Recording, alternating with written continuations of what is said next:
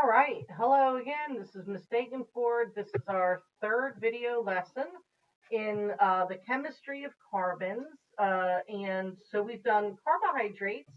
Just to give you a quick review. Well, we started off by talking about what makes carbon unique. And then we talked about the elements.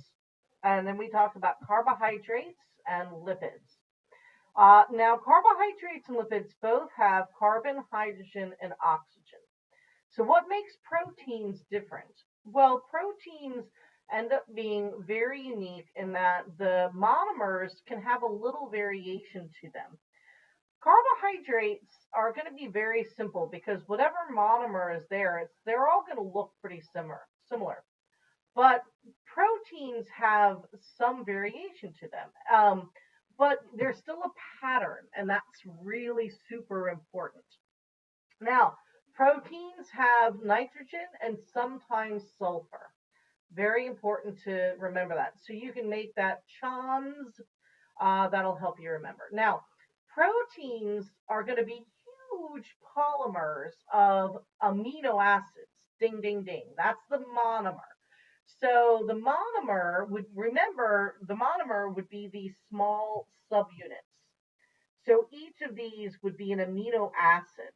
And if I start connecting them together, I get a polypeptide. Now, a polypeptide and a protein are very, very similar terms.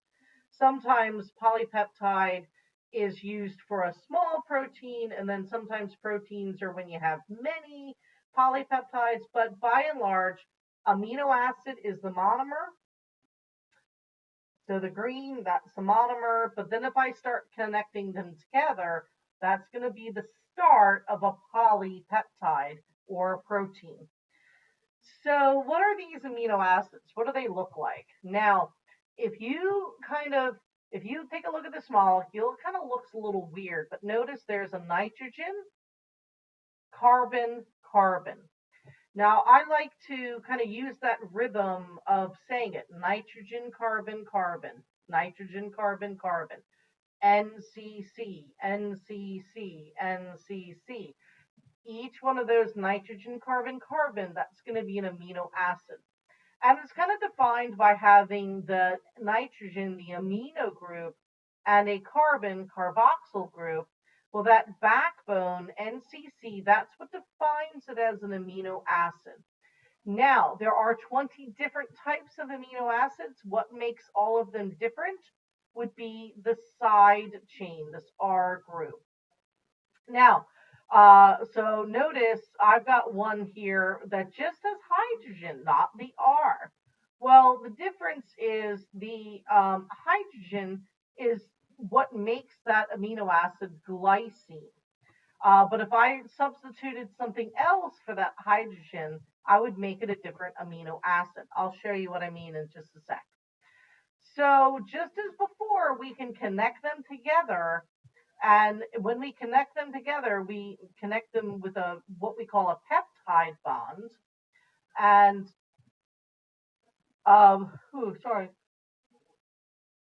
that peptide bond is a strong covalent bond. So when we're building muscle, when we're building hair, we're going to be building protein. Now, what our body does is put together all of these 20 amino acids in a specific sequence. Now, here, you're going to see this again throughout the semester. So very important that you hear it now, and then you'll build on it. By putting together amino acids in a different sequence, we've made a different protein. It's just like when you learned about sentences. When you put together different words, you make a different sentence.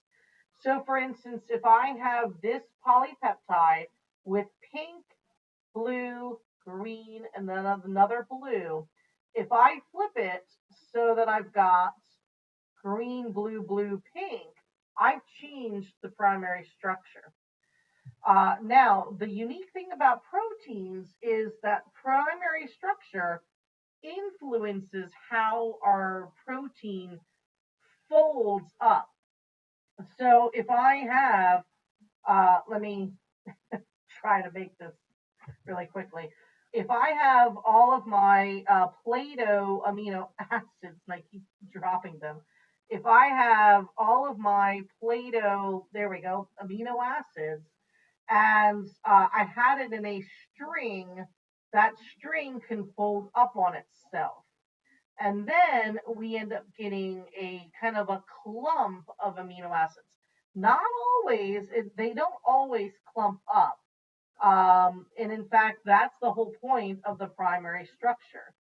So for instance, I could have something that looks like that, where the amino acid, maybe it has a little chain coming off like a tail. And that's what kind of creates this three-dimensional structure. Now I have something else that shows you as well. So here's my little bendy guy. And this would represent my chain of amino acids. So for instance, like imagine these little balls of Play-Doh are what make up this yellow bendy structure. And so what ends up happening is that protein folds up in a very specific shape. And that is then the very important part about proteins. They create a very unique shape. All right. And so, for instance, that might be one protein. In fact, that's somewhat similar to some of the, it kind of looks like insulin, which is a protein that regulates our blood sugar. Not perfectly, but you get the point. Now, so if I were to kind of unravel that, remember that represents the chain of amino acids. And then as the chain of amino acids, as they fold up, that kind of creates that three-dimensional shape. Very important. That's what creates our antibodies that fight those viruses. The different antibodies fight different viral structures.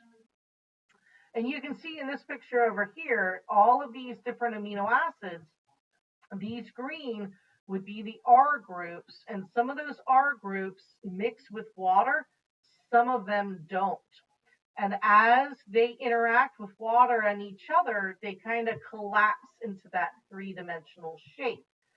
And again, very important for how we understand proteins to work. Now, we'll see this when we get to enzymes, but that kind of helps us wrap up amino acids a little bit. So carbohydrates, the monomer was a monosaccharide. Protein, the monomer is amino acid. That's what builds proteins up. So that gives you just a little bit of now I'm going to show you here. Here's a little computer model of how a protein works. So for instance, this is a strand. All of these little balls represent amino acids. The green ones will mix with water. The orange ones don't. The orange ones are nonpolar. They have nonpolar side groups. Those are groups. So the background is water. And watch what happens if I click play. Notice all of the gold comes together. And that's because they're not mixing with the water. And then most of the green is facing the water. And that's what kind of creates the three-dimensional shape of proteins. Very important. Here's another one that I just generated. And then if I click play, watch again the folding. Some of them are going to collapse in the middle because they don't mix with water. But notice this protein kind of has a little tail. Well, it did have one. And then it folded up on us. And that kind of creates that stable three-dimensional shape. And I can do it again. Here's another one. And if I click play, again, watch, you should start seeing the pattern. If we have those nonpolar amino acids, they'll clump up in the middle. and we've made a distinct type of shape. So that is your takeaway for proteins. The shape of the protein, very important for how it works. Okay, so again, you'll be given a chance to kind of practice this with the sorting activity, and